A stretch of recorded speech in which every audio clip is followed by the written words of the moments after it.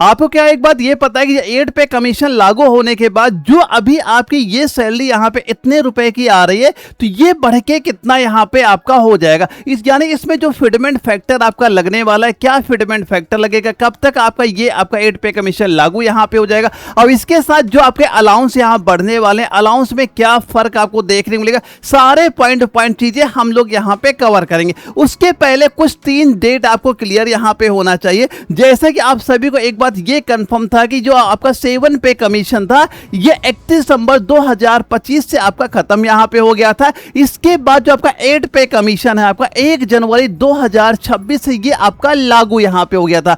लेकिन जो आपकी ये सैलरी बढ़ के यहां पे आएगी, ये मान चलेगा ये 2027 के मिडिल में आपकी जो सैलरी होगी ये आपके 8 पे कमीशन के अकॉर्डिंग यहां पे आने लगेगी। क्योंकि है क्या, यहां पे जो कमेटी को टाइम दिया गया था 18 महीने को अपनी रिपोर्ट देने का, तो ये इसी का आपका टाइम यहां पे कवर आपका हो जाएगा। यानी जो आपके 8 पे कमीशन लागू होने के बाद जो आपकी सैलरी वहां पे आएगी, यही मान चलेंगे 2027 के मध्य में आपके आने स्टार्ट यहां पे हो जाएगी।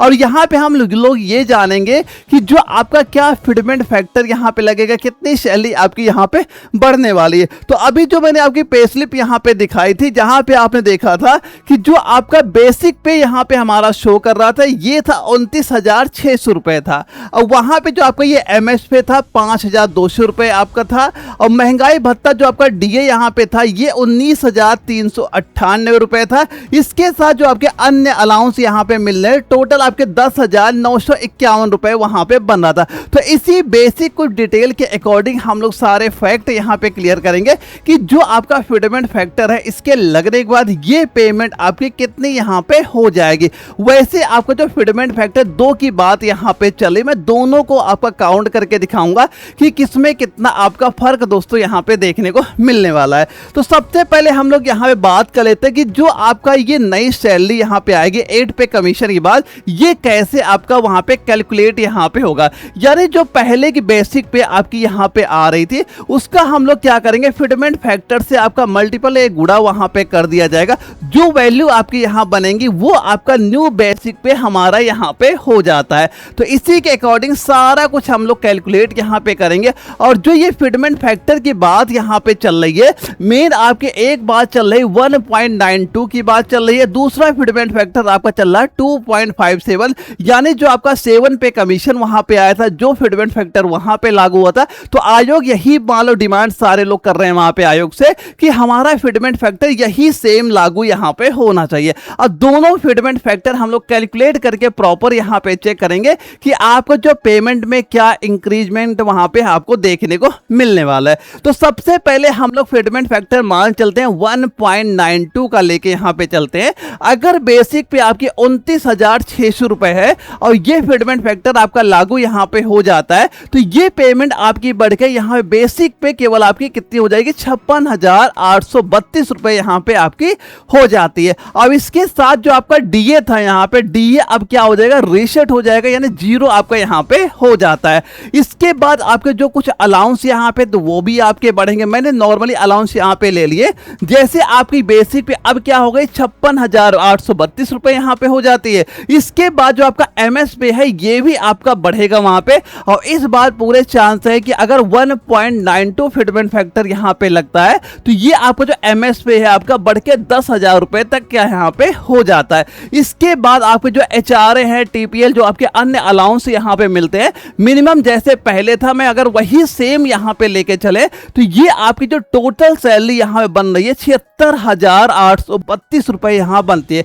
क्योंकि इसमें क्या हुआ, जो आपका डीए था, डीए आपका जीरो यहां पे हो गया, और जैसे आपका 6 महीने और आगे वहां पे जाएंगे तो डीए आपका फिर वहां बढ़ना स्टार्ट हो जाता है। यानी 6 महीने बाद आपकी यही सैलरी कम से कम 85,000 से 90,000 के बीच में आपके प्रॉपर यहां पे हो जाते, जब फिटमेंट फैक्टर आपका 9.12 कैलकुलेट यहां पे किया जाएगा। अब यहां पे बात ये अगर की जाए कि जो आपके यूनियन यहां पे मांग कर रहे हैं आयोग से वहां पे कि जैसे 7 पे कमीशन हमारा वहां पे आया था, जो फिटमेंट फैक्टर आपका लगा था सेम वही फिटमेंट फैक्टर इस बार भी हमारा लगना चाहिए। यानी अगर 2.57 फिटमेंट फैक्टर हम लोग यहां पे कैलकुलेट करते हैं तो ये जो बेसिक पे आपके अभी प्रेजेंट टाइम पे आ रही है बढ़ के अब कितनी हो जाएगी, 76,072 रुपए केवल आपकी बेसिक पेमेंट ही आपकी यहां पे हो जाती है। है। अब इसके बाद अगर ये देखा जाए और जो आपके अलाउंस भी हम लोग यहाँ पे ऐड कर दें, यानी ये हमारा बेसिक पे हो गया। अगर यहाँ पे एमएस पे क्या हो जाएगा, लगभग अब ये भी आपका उसी के अकॉर्डिंग बढ़ेगा, लगभग 12,000 रुपए हो जाएगा।